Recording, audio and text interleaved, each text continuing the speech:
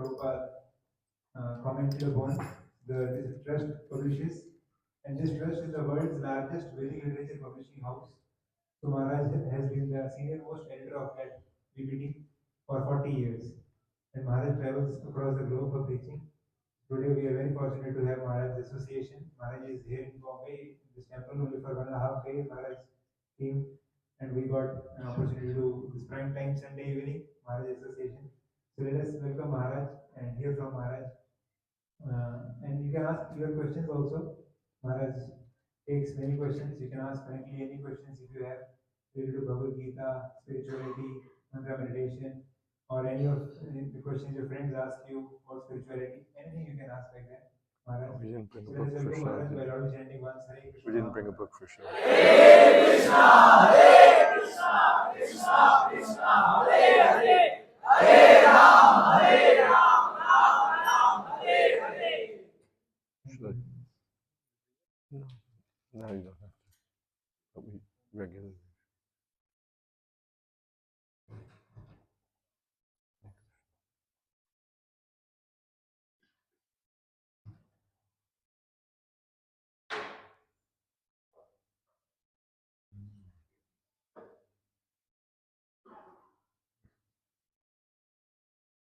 Om Gyanatimirandasya Gyananjana Shalakaya Chakshurin Militam Jena Tasmai Shri Gurave Shri Chaitanya Manobhistam Thapitam Jena Bhutale Swayam Rupa Kodam Mahyam Dadhati Vandeham Shri Guru Shri Jatapadakam Shri Gurun Vaishnava Shri Rupam Shagrashatam Agana Gaganata Sudhima Sadvaitam Savadutam Krishna Sahitam Krishna Chaitam Sri Radha Krishna Radha Agana Lalita Sri Vishaka Hey Krishna Karuna Sindhu Gopesha Gopika Kanta Radha Kanta Namoste Sapta Kamshana Gaurangi Radhe Vrindavaneshwari Rishabhan Sute Devi Anamami Hori Priya Vanchako Pataruvyascha Prabhat Sindhu Itamram Sri Krishna Chaitanya Prabhu Nityananda Sri Advaita Gadadhar Sri Vasari Gaura Hare Krishna Hare Krishna Krishna, Hare Hare, Hare Rama, Hare Rama, Rama Rama, Hare Hare. When Sutta Goswami was speaking with the Naimisharanya sages, he said, Kamasya Nendriya Priti Labho Jiveta Yavata Jivasya Tattva Jigyasa Nantayasjaya Karmani. And the meaning is that life is not meant for what we think it's meant for. Not meant for what we think it's meant for. The general misunderstanding is that life is meant to satisfy the senses. The more my senses are satisfied, the more my life is fantastic.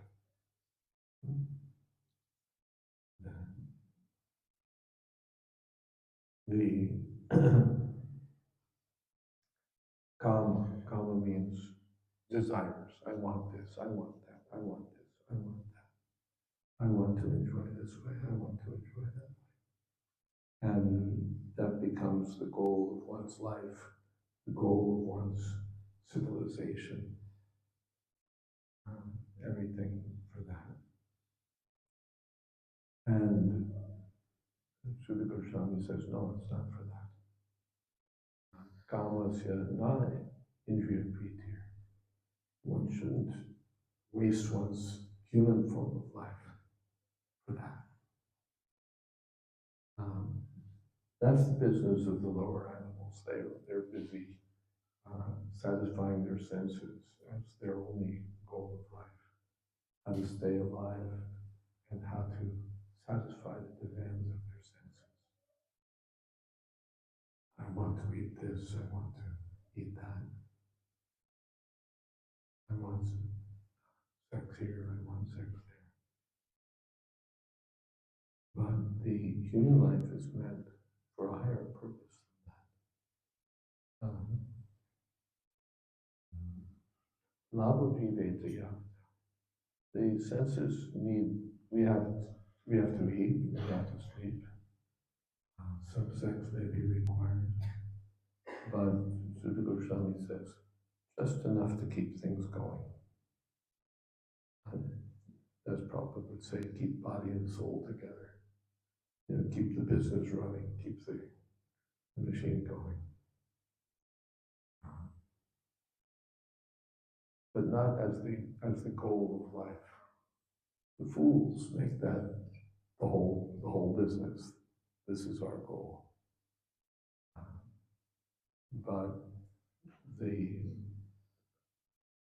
those who are fortunate, they understand that the human life is meant for spiritual inquiry. Not artha, yes, jay and karma. That should be your only purpose. I've written a book for which the subtitle is How is Living Even Worth It? The theme is that without spiritual realization, life isn't worth it. Where it's a waste of time. We live and we die, and between the two, we just do the same things that the animals do, perhaps in a more refined way. What's the point? What's the point? Why? What do I get? What's the gain? What profit? What gain? I work so hard. You see a lot of young faces here, so there's probably some of you are maybe students, some of you may be working careers. But we can ask ourselves, what is the purpose of all this? We're not against working, we're not against education, we're not against careers. But what's the final point? Is this all? That I get a good degree, I get good money, and then I spend it, and that's my life? Or is there some higher purpose? So Srila Goswami says, Jivasya tattva, one should inquire about one's spiritual identity. One should inquire, am I this body or am I something else? And if I'm something else, then why should I waste my whole life catering to the needs of the body? If I'm only the body, then again, what's the meaning of life? If there's nothing more than matter, nothing more than the body, if there's no Atma, it's just some religious idea that really matter is everything. Then what is the value of our life? 300 rupees? You know, the value of the chemical constituents.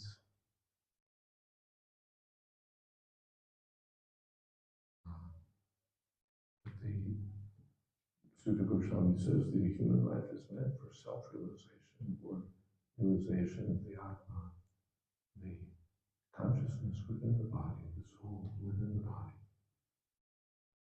And that's preliminary, because the Atma has, beyond the Atma is the Paramatma. the Supreme Atma, or Krishna. And finally, the self-realization, that's just the beginning, to understand that I'm not the body, that I'm soul. But then the graduate course is to understand the Supreme Soul, Krishna, and our relationship with Krishna, and to act within that relationship. Now I'm acting in relationship with my family, with my country, my business. Those relationships are temporary relationships. And those relationships finally are not going to satisfy me. They're not going to satisfy my inner self. But the relationship with Krishna is the eternal relationship, the dynamic eternal relationship, which is the real life of the living being. Jivasya, Jivanam Sarvabhuteshu. The life of every living being is Krishna consciousness. Without Krishna consciousness, we're more or less dead men walking.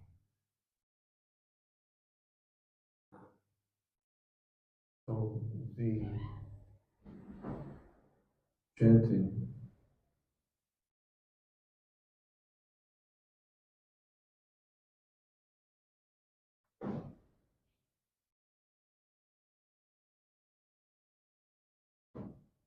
of Hare Krishna, Hare Krishna, Krishna Krishna, Hare Ram, Hare Ram, Ram Ram, Hare Hare. puts us on the fast track for realizing our eternal relationship with Krishna. Very quickly, by meditation, by yoga, by philosophical speculation, we can spend lifetimes and lifetimes and not go very far. But by this powerful, simple and powerful method of chanting the Mahamantra, we can at once come to the spiritual platform, above the mental platform, above the platform of the senses, above the platform of the intellect. On the spiritual platform, we can understand the reality of our existence, not the superficial cloud that usually covers us in material consciousness. I think chanting is such a nice thing that one can immediately feel transcendental happiness from the spiritual platform by chanting Hare Krishna. And along with the chanting, the philosophical knowledge is there in the form of Bhagavad Gita and other books, and practical culture for spiritual advancement is available through the teachings of Sri Chaitanya Mahaprabhu and the teachings of Vedic culture. So our ISKCON movement, Krishna Consciousness movement, is meant to benefit the world, because the world is made up of mostly fools. Most generally two kinds of people, foolish leaders and foolish followers.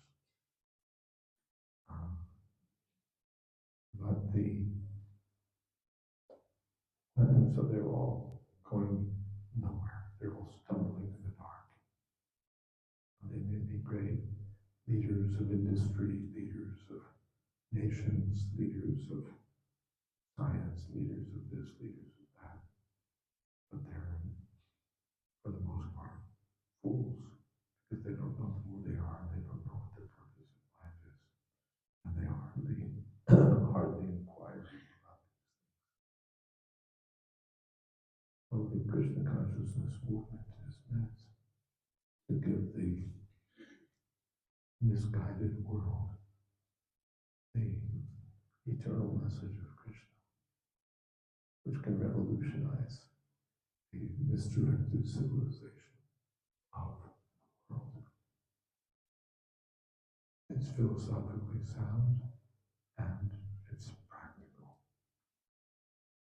And practical means demonstrated. Our Krishna Consciousness movement has spread all over the world by these simple methods of chanting Hare Krishna, hearing books like Bhagavad Gita, Srila Prabhupada, honoring Krishna Prasad,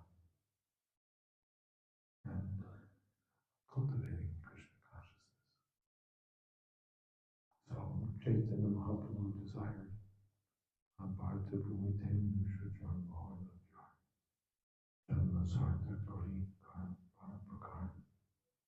Anyone who's taken birth in India, Manusha Janma, as a human being, should make his life perfect.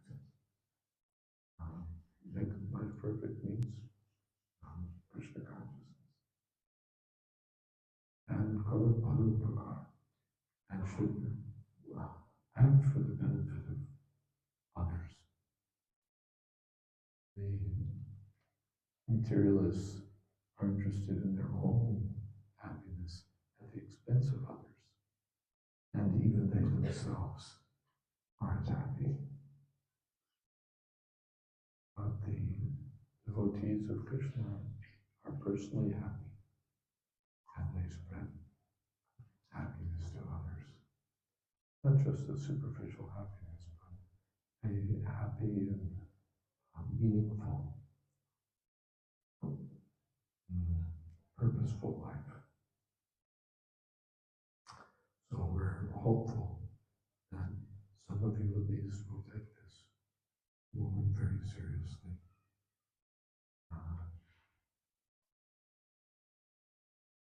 Make your life successful and do good for others. Srila Prabhupada did that. And Prabhupada used to say, I'm only one Indian, and from my small efforts, something has been accomplished. So if you all take it seriously, how much more can be done? We can't estimate. The future is there. When I first joined the Hare Krishna movement, there was just a little storefront in New York City. Maybe 2 or 3 times the size of this stage. That was it. And there were 2 or 3 more such storefronts in America. That was everything. And in each storefront, maybe there were 5 or 10 devotees associated. And now we're sitting here in these big Hare Krishna land, and there are hundreds and hundreds of centers all over the world. And we think, oh, it's not become such a big movement. But who knows what the future will be?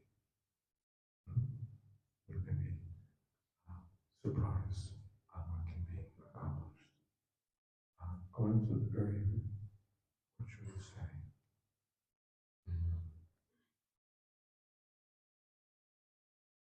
foundation of society and bringing about real change for the benefit of others. We think of it as just a dream. But these things will happen. And you have the opportunity to help make this Krishna Consciousness movement an enlightening force for the whole world. Otherwise, the Prabhupada says someone else will do it. Chaitanya Mahaprabhu requested, you do it. If you don't do it, someone else will. So you might as well do it and take the credit. And that was Prabhupada's proposal. I'll stop here and see what kind of thoughts, questions you might have. If you have any questions, you can raise your hand. We'll send the mic. You can ask questions to Maharaj. Any questions? Anyone have?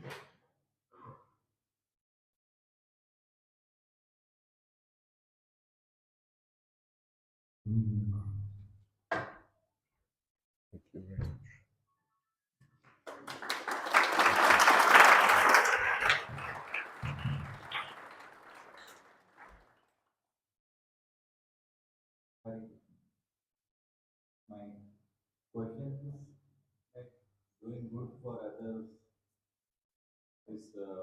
means you can define that better because Yes. Doing good for others means bringing them to Krishna consciousness. What's usually thought of as doing good for others is of no use. Usually we think doing good for others means feeding the poor, providing housing for people who have no homes, giving psychiatric care, giving various philanthropic aid. Yes, that's doing good for others. But that doesn't actually do good for others. It's misdirected because that's directed toward the needs of the body only. Body needs a place to stay, body needs some food, body needs some this or that. And so we're going to help people by providing for that. But one thing is, according to the laws of karma, everyone gets something. You get a better house, or you get a worse house, you get better food, or you get worse food. Everybody gets something by the laws of nature. The ant gets its grain of sugar, the elephant gets its big heap of sugar cane. There's no philanthropic organization arranging to feed the ants, but they're getting.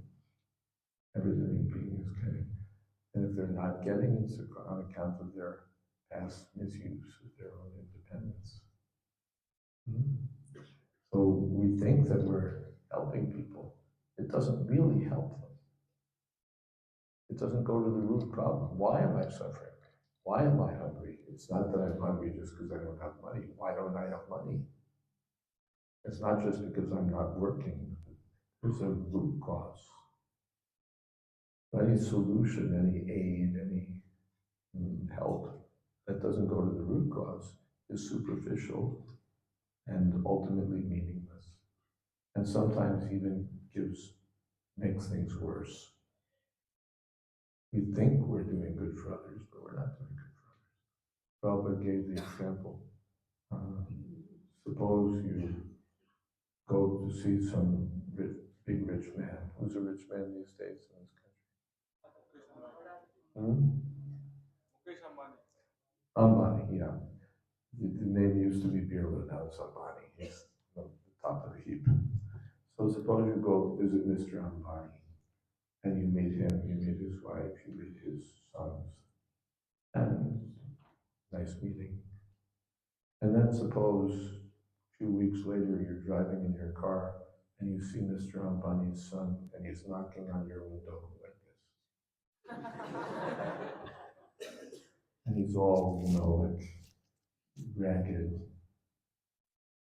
So if you think, no, I'm a very generous person, I'm a philanthropist, let me give him a little food, maybe a little money, is that going to help his problem?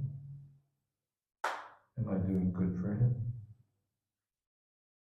No. Doing good for him means, wait a second, I know you. You're the son of Mr. You get in my car, come on. And you take him back to his father, then all of his problems will be solved. Otherwise, you give him some food and he'll still be there tapping on the window of the next car. But if you bring him back to his father, all the problems are solved. So Krishna is the father of all living entities. And when we bring the living entity back to Krishna, we solve all of those problems. Otherwise, it's just superficial and sometimes harmful. When the Americans liberated the German concentration camps at the end of World War II, they saw these prisoners who were all emaciated and starving, and the American Allied soldiers felt compassion for them, and they were tossing them their what they called G rations, which were the food given to the soldiers. They would just toss it out to them because these people were hungry, starving. And the doctors among the prisoners were waving their arms, don't take it. Because they knew that these people haven't eaten any reasonable food for months and months and months. If they eat this high protein, superpowered soldier food, they won't be able to digest it. And that's what happened. These people were so hungry that they grabbed at the food and ate it. And after surviving, the whole horrors of the concentration camp, they died by accepting the charity of the American soldiers. So sometimes, even when we think we're doing good, we're doing harm. That's the nature of the material platform. The real good is to bring people back to Krishna. Okay.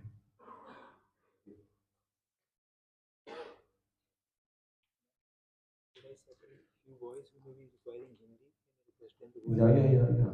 Hindi अनुवाद. तो आप में से जिन students को हिंदी ज़्यादा अच्छा समझ में आएगा, आप वहाँ पीछे कॉर्नर में आ सकते हो, वहाँ पर हिंदी ट्रांसलेट करेंगे, आप लोग कॉर्नर में पीछे आ जाइए. Yes, please. Hare Krishna Maharaj. So I used to read a lot. I'm an avid reader, but I used to read all fictionals and everything like novels and stuff. And then I came to this movement, and then I got to know, oh, there are scientific books. There's Bhagavad Gita, there is Bhagavatam. There are small books. So I started reading.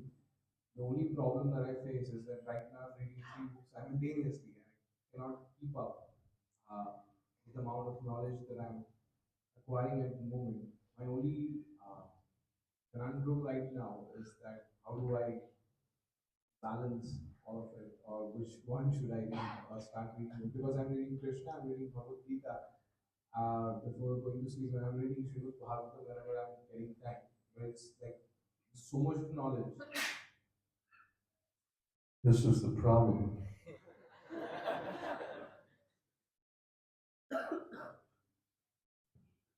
The man likes to read, and we told him we have a few books for you. And now he's found out we have so many books, he doesn't know which one to read next. This is a wonderful transcendental problem. And not only that, we're publishing more books just to make your life more difficult.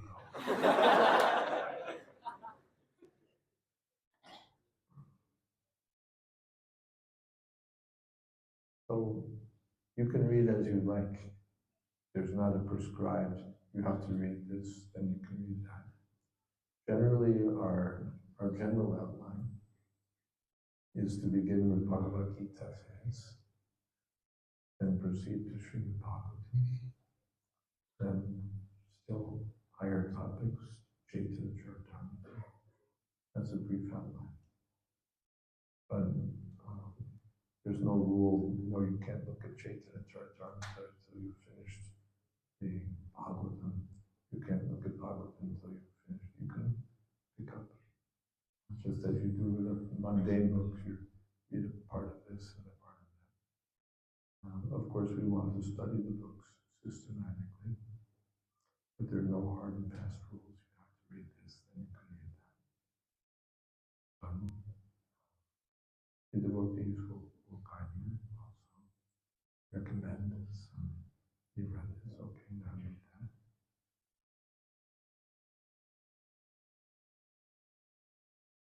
At some point you can read my book.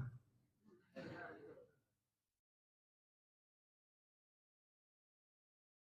that okay? And then when you're done with all that, then you can write one.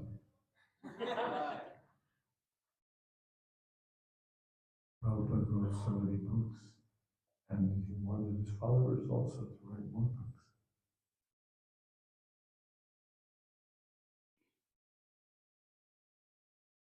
Something else.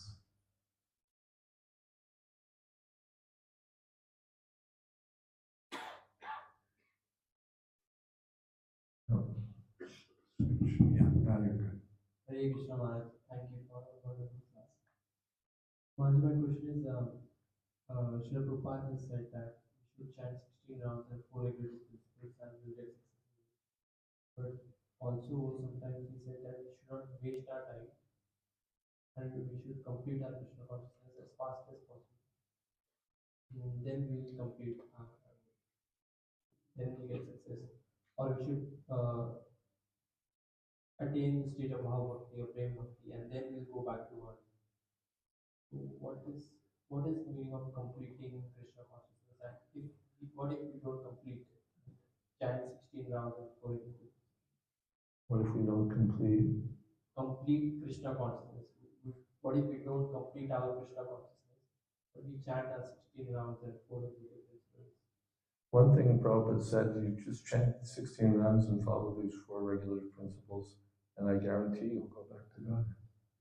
And where's the question of not completing? It doesn't mean that I chant 16 rounds, I follow 4 regular principles, and then I waste the rest of my time. And I go to the movies, then I go. No. If you're seriously chanting 16 rounds and following the 4 regular principles, you'll develop more and more enthusiasm to be engaged in the service of Krishna. So by the time your life ends, you'll be a Krishna conscious person, fully engaged, and go back to Godhead. Okay? Should we also increase our chanting and not stick Should we increase our chanting? We can. 16 is the minimum, there's no maximum. And we should try to avoid 10 offenses while chanting. We should try to chant attentively and sincerely. It's not just quantity, it's quality also. Okay. Hare Krishna Maharaj. Hare Krishna. Thank you, Maharaj. My question that after lockdown, so I'm seeing that some good things happen. That the students are accepting saintly persons. Students are accepting saintly persons. They like to interact and ask questions to saintly persons. And another thing, some difficulties are also there. So this mind problem is increasing more and more.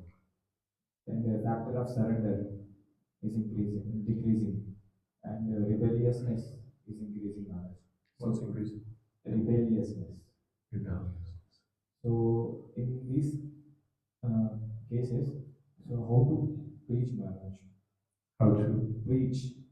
So preaching is difficult. One thing is, I'm not persuaded that it's all about the lockdown and this and that. And at least it's always like this. There's always some people who are interested and some people who are not interested. Whether there's a lockdown or no lockdown, some people are interested, some people are not interested, some people are attracted, some people are not attracted. So put it out there. Circulate this Krishna consciousness. Put it out there and see who comes. Not everyone will be a customer. Mostly they'll want cheap stuff. You know, you offer some cheap spiritual thing. It's quasi-spiritual. No rules, hardly any. Nothing very heavy or serious. And you'll get lots of followers. People they want something easy and nebulous. If you want to give something substantial, the number of customers will be few, but they'll get the real thing. Prabhupada gave the example, if you're selling diamonds, the number of customers will be fewer. If you want to sell the glass jewelry, you'll have lots of customers because it's cheap to people, affordable. Of course, what are they getting? So we don't mind if not everyone takes to it. If one serious person takes Krishna consciousness, we consider the whole thing a success. So put it out there. That's the first thing. People are waiting to take the Krishna consciousness. Not that you have to make them Krishna conscious. There are people who are waiting to become Krishna conscious. They're just waiting to get the message of Krishna. Nothing else makes sense to them. All these lies that they're being told don't add up for them. What they're being told is the purpose of life.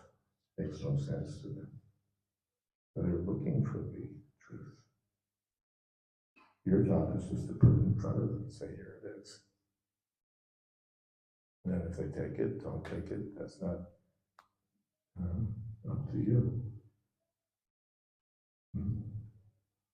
You did your job. Your job is to put it out there. And then it's up to them, take it, not take it. And some will not take it. Some will even badmouth you. Some will throw stones at you. You're spreading this nonsense. And others, they'll be apathetic. They just won't. They'll be too dull. But some people will be avidly interested. They're your customers. And if someone serious will be interested. You just put it out there and those people will come. Okay?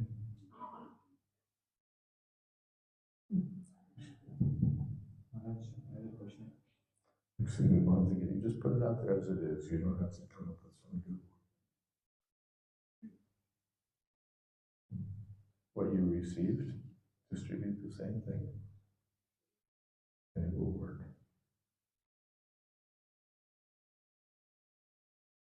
Hare Krishna. We will be giving the paper slips in few moments. You can use these paper slips to write your questions and send forward. Then Maharaj will answer. And we can have it both ways, right? They can raise their hand or they can write. Yeah, you can raise your hands to ask questions as we are doing right now. Or else slips are coming, paper slips. You can write your questions and send forward. Thank you. Yes. So nowadays, this mind problem is increasing more. Mind problem is increasing more. That's because we have the internet.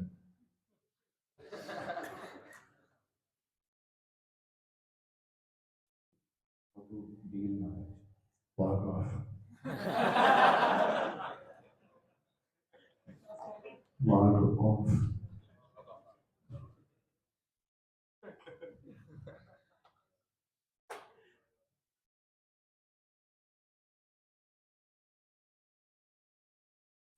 The mind is meant,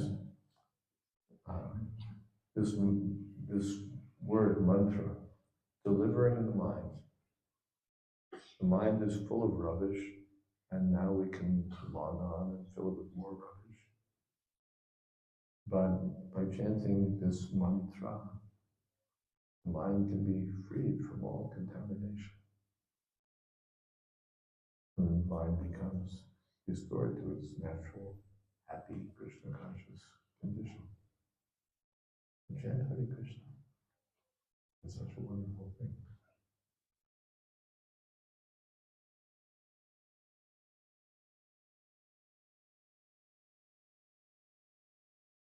The Bhagavad Gita, what is that? Founder-Acharya,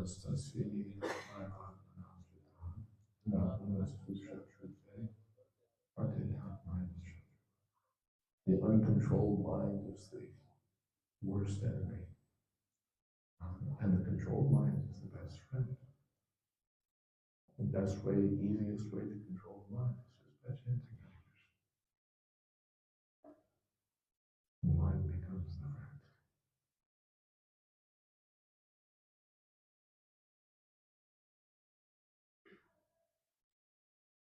Hare Krishna, Maharaj. Hare Krishna. Maharaj, is there any specific books which majorly help you in your spiritual journey? Are there other books that will help you in your spiritual No, journey? which books specifically help you in your spiritual journey? Specifically help me? Yes, Maharaj.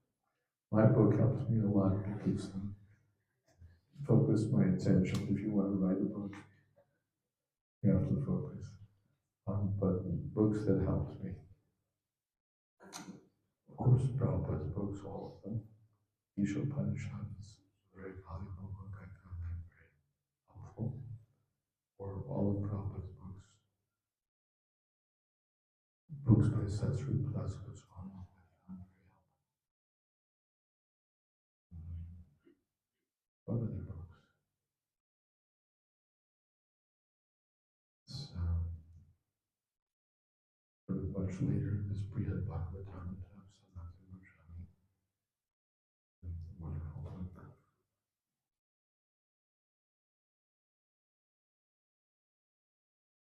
Prabhupada Lilamrita, again, Srila Goswami.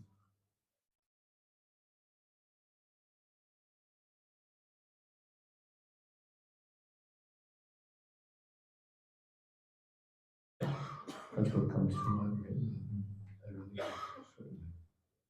One more question. Maharaj, at times while preaching, like you said before, that few people are very dull. They don't understand what we are trying to explain.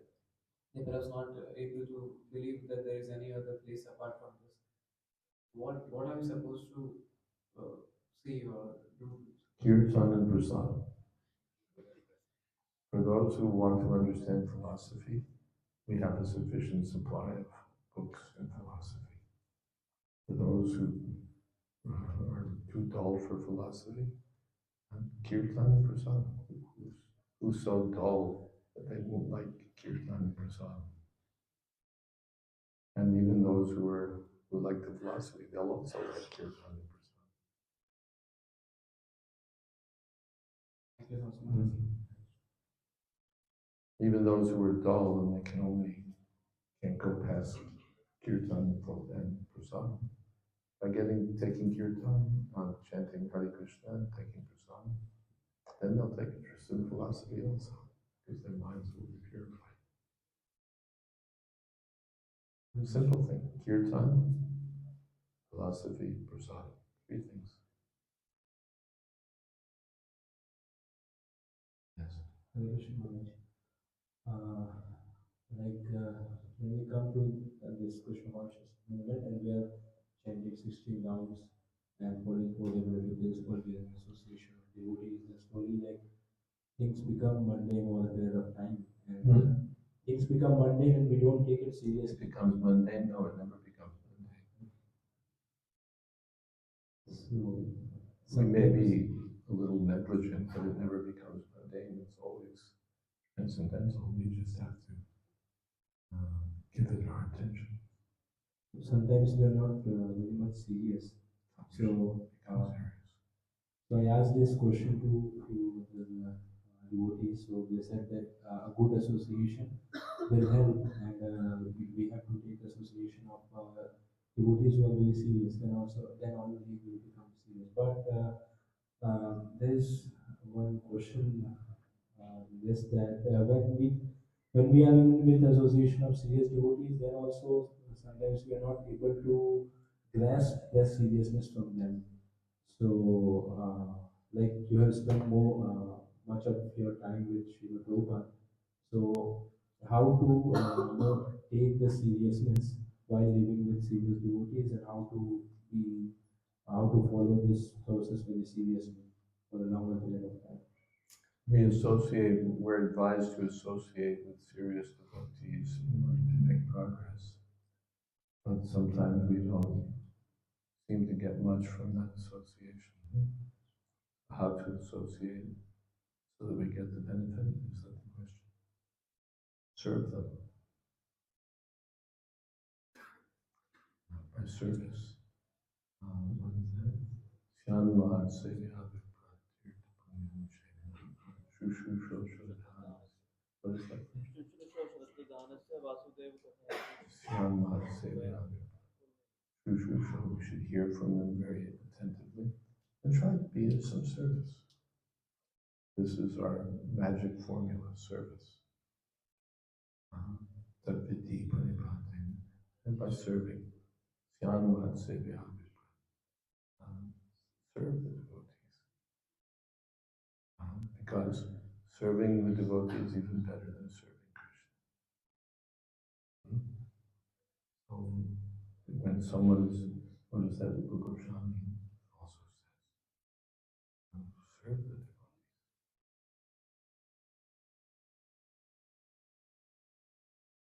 devotees. Is that okay? Some service, big or small. Try to serve. Well, we have a few questions now.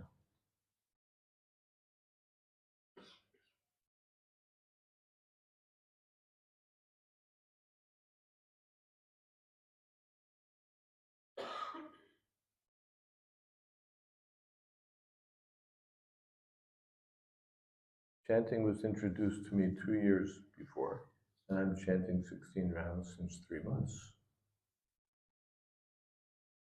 I saw that some devotees chant loudly, some chant normally, and some chant like murmuring, very silently.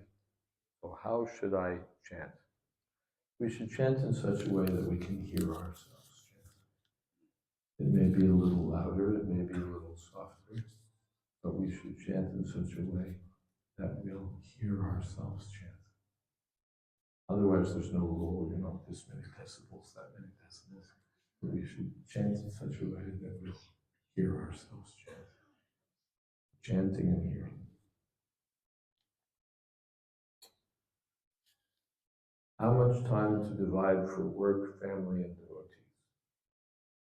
100% for the devotees, nothing for work, and nothing for family.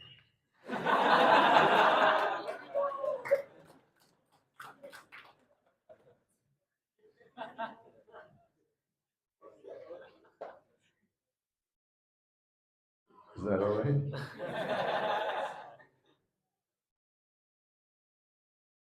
That's the best. Live with the devotees, give your full time in devotional service, and be happy, simple, blissful life. Otherwise, if you want to have a family, that's all right. Then you'll have to give the family some time, and work will be necessary, and you'll have to give work a lot of time. So you'll have to figure out how to divide it. In any case, everything should be done.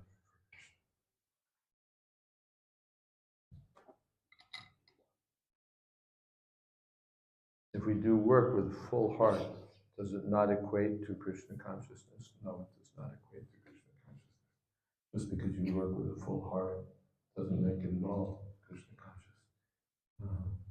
The person who's selling liquor with full enthusiasm is not automatically Krishna conscious. The ass is pulling a cart with full-hearted enthusiasm, but the ass is not Krishna conscious. They work, the idea that just giving your energy for work somehow equates to Krishna. No, why does it? How do you become Krishna conscious? Just by working. Every fool is working. The world is full of fools working hard. If work made one Krishna conscious, all these hard-working fools would be Paramahamsas by now. So, yes, one should work. Krishna tells Arjuna, "Mam manusmara yudhyacha." You fight and think of me. Otherwise, just fighting, you're another useless soldier. But you fight and think of me, then you're a pure devotee. How to ensure we work with full consciousness and not waste time? Yes, learn the science of Krishna. What is favorable for Krishna's service, what is unfavorable, and accept the favorable things, reject the unfavorable things. You'll quickly catch on.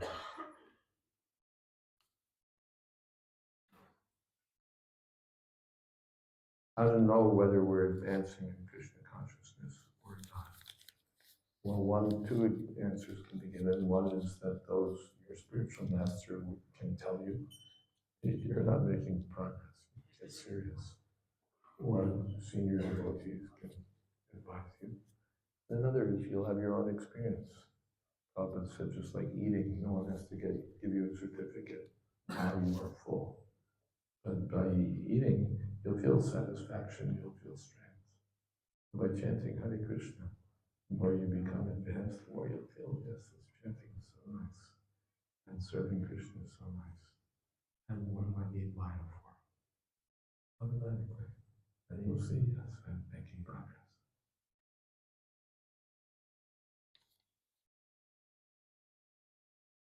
What is happiness? Some people get happy while doing bad things. That happiness is good or not. What is real happiness? In the Bhagavad Gita, Krishna says happiness can be of three kinds according to the three modes of material nature. Sattva-gun, Rajagun, Tamagun. Persons in the mode of goodness take happiness in knowledge, in simple life, in detachment, peacefulness.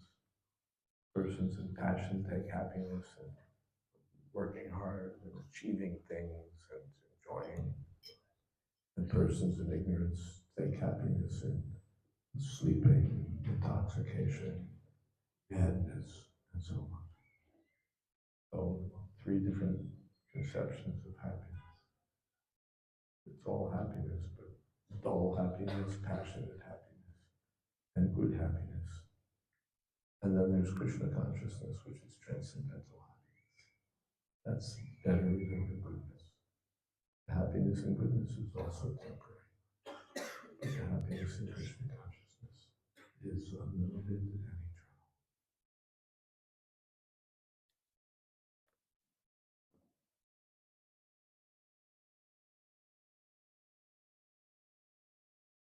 How to read Srila Prabhupada's books.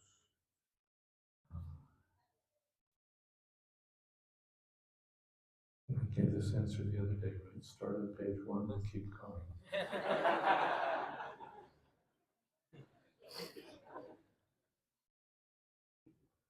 What tips or habits would you suggest for new devotees for reading?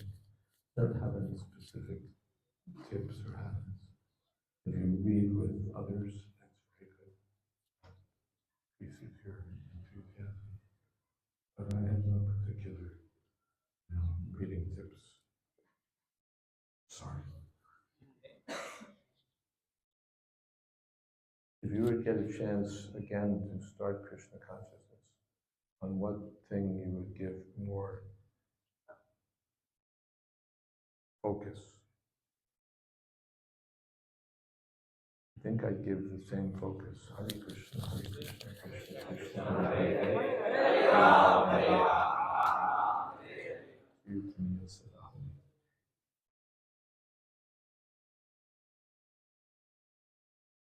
Is non-violence always necessary in every situation? Absolutely not. In Bhagavad Gita, Krishna tells Arjuna, be violent.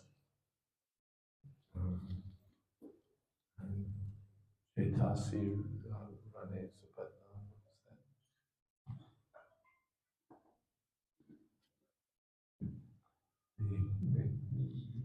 Get up and kill all these people. Krishna is urging Arjuna to be violent. Tasmat Tishta.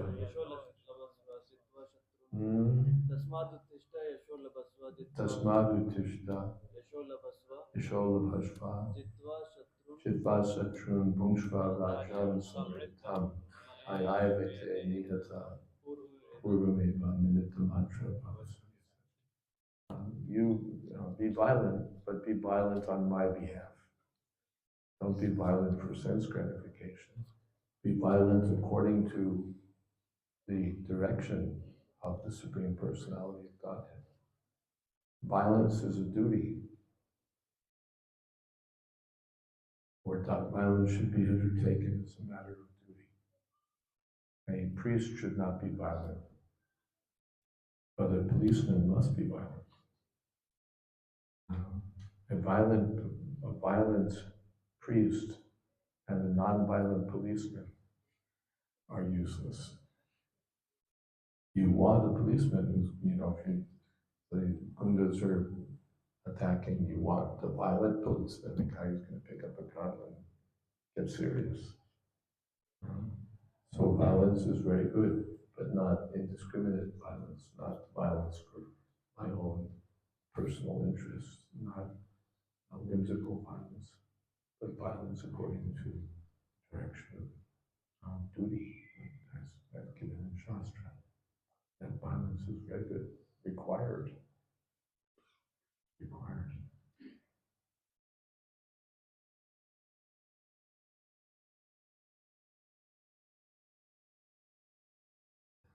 When someone gets initiated, his or her guru takes responsibility of his or him or her. If they do any sinful activity, is that sin passed to the guru? If yes, then we have Guru Shishya Parampara, where the sampradaya starts with Krishna's guru. So does that mean that sins will pass to Krishna? First thing is that when we take initiation, we agree. No intoxicants, no gambling, no meat eating, no illicit sex. These are the pillars of sinful activity. So if we strictly follow these 4 rules, then there won't be sin. And if we want to be initiated, initiation is not just a fashion. It's not just a fashion. I get a spiritual name. But I promise I'm going to follow these principles. It's not a farce that I just say that I'm going to do it and then I don't do it.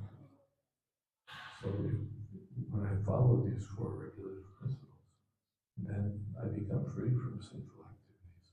And the problem doesn't arise. Who gets the sin? No one gets the sin because we're not going to be sinful. And that's the first thing. But if we violate these principles, then it becomes troublesome. Now the guru has a disciple who's acting sinfully. The disciple is not making spiritual progress. The disciple is making his life complicated and troublesome.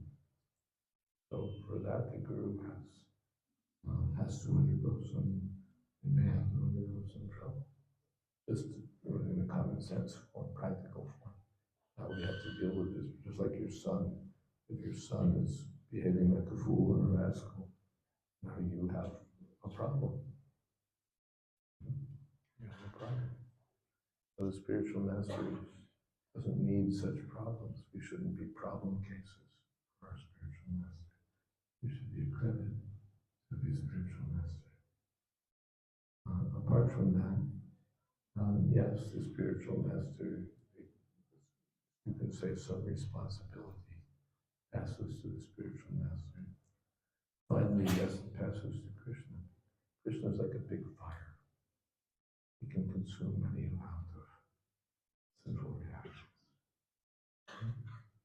But Krishna is not going to become contaminated. And the pure devotees who depend on Krishna also will be safe. Hope that answers. But the main thing is we should seek initiation when we're willing to follow seriously.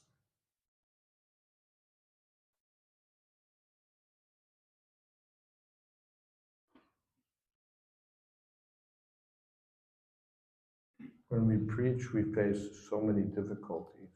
So in that situation, how to remain neutral.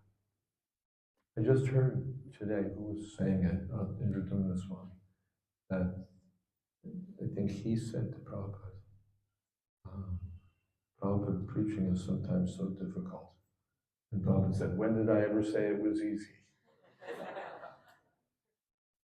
Understood that when we try to spread Krishna consciousness, there'll be problems, difficulties. Right? Let us undertake those difficulties for Krishna, the benefit of others.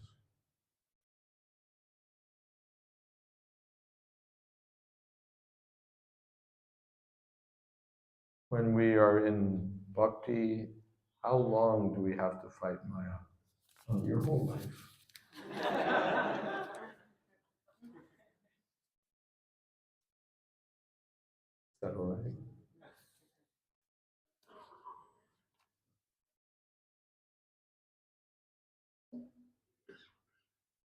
Well, being a working professional, what are the activities that we can do to study in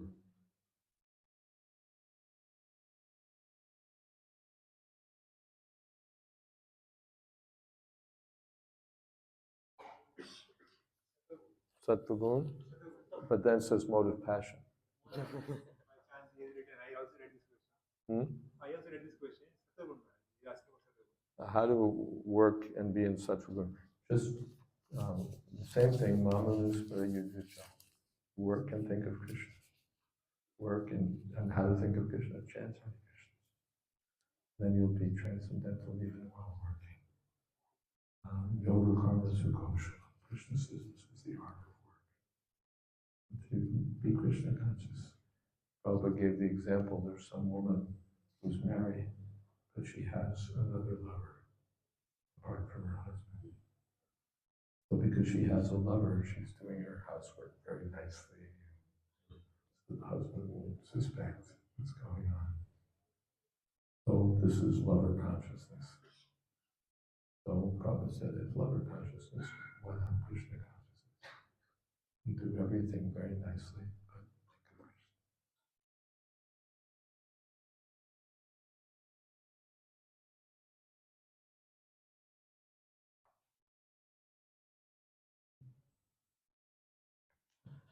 It's written so lightly, I can't read it.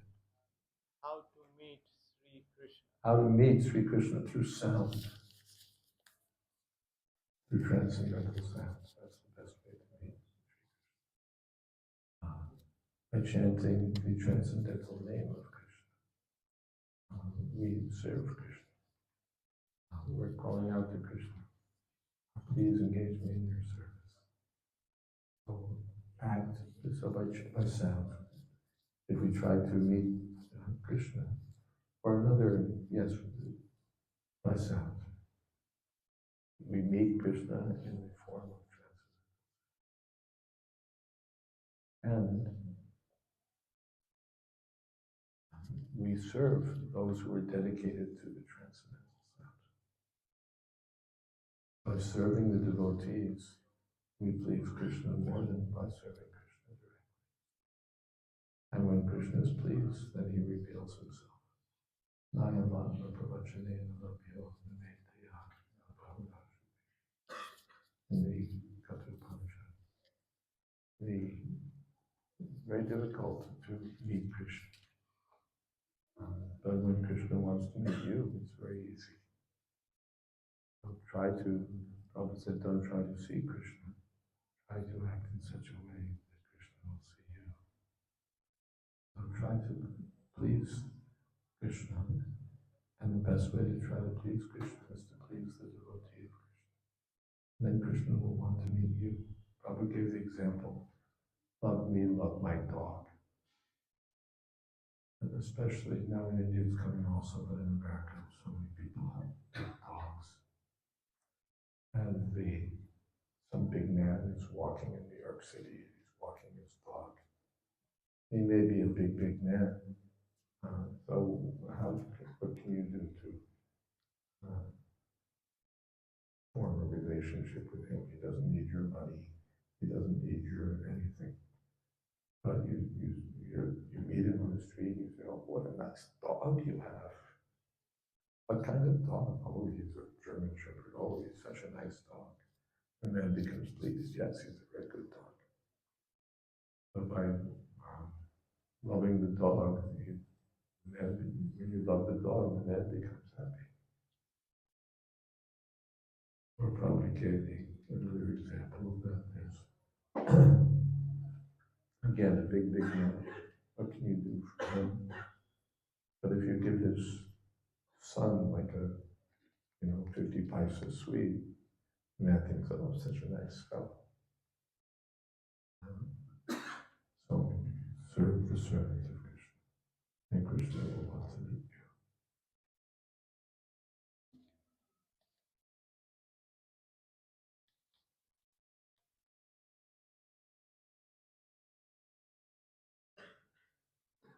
How to get to know which person is good for me and when to believe and whom not to believe. Those who are following, those who are speaking the same thing that Krishna speaks, who are doing the same thing that Krishna says to do, those are the right people.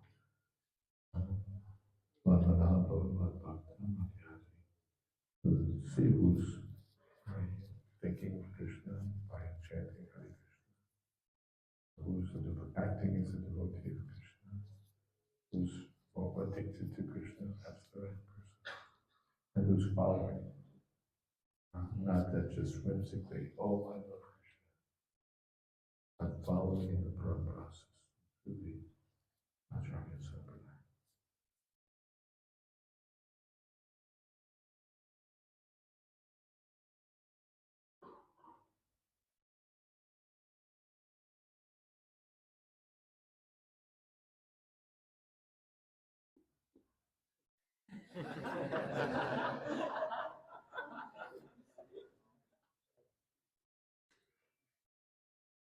It is difficult to please devotees. Everyone has different mentalities as to what to do. But devotees can be easily pleased. It's not very hard to please the devotees. And through service, you can, yes, to find out, even if they have different mentalities. So this devotee likes this devotee. You try to assist some devotees has this service, some devotee has that service.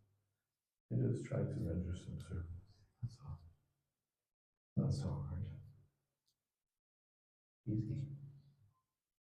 And maybe we can't please all the people all the time. We can't even know all the people. But just at least serve some devotees. 1 or 2 or 5. That's a good start. What should be the best practices for fulfilled life and go back to Godhead? Well, the best practices are described in Nectar of Devotion, a whole book full of best practices. You can learn the whole science there. Devotion, that's our guidebook of best practices. Best practices, chant Hare Krishna, follow these 4 regular principles, and then read Nectar of Devotion and pick up the rest.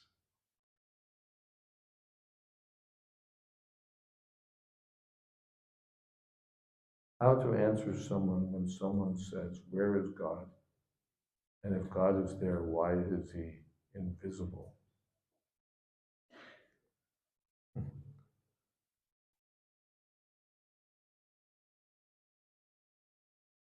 He's invisible because you're a rascal. You think that you can't see God. So many things you can't see. The whole world was afflicted by this COVID virus. How many people here have seen the COVID-19 virus? Anyone? Anyone here seen a COVID virus? No one. And yet it was all over the world. So why is it, no, I have to see, why is it, if it's real, why is it invisible? Because you have no eyes, what can you see? Are you so powerful, your eyes are so great? You can't even see the COVID virus, and you want to see God.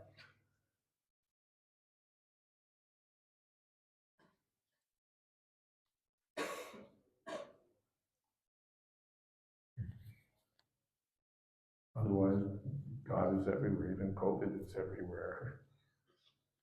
Say nothing about it, he's everywhere.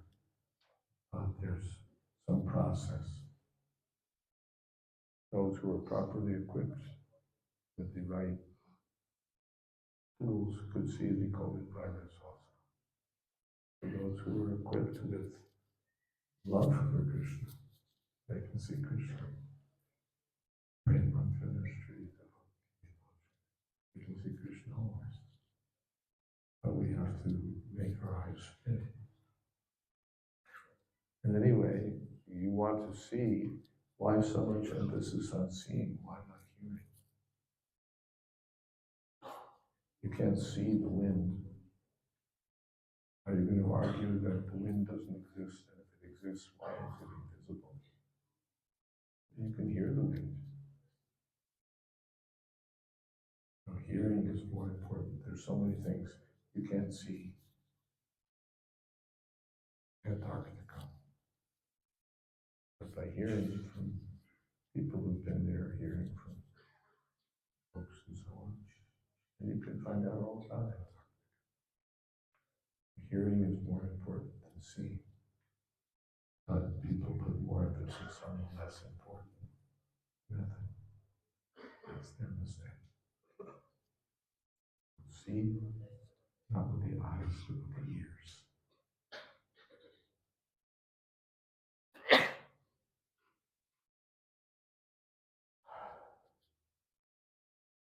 In pencil.